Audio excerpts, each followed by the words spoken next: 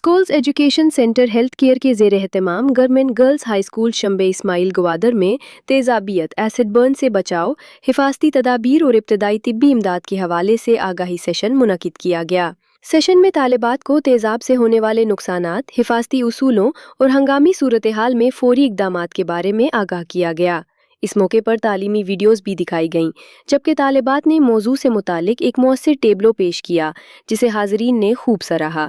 इफ्तितामी तकरीब से खिताब करते हुए डिस्ट्रिक्ट प्रोग्राम मैनेजर आदिल नोदीजी ने कहा कि बरवक्त इब्तदाई तिब्बी इमदाद और दुरुस्त हंगामी रद्द अमल इंसानी जान बचाने में अहम किरदार अदा करते हैं।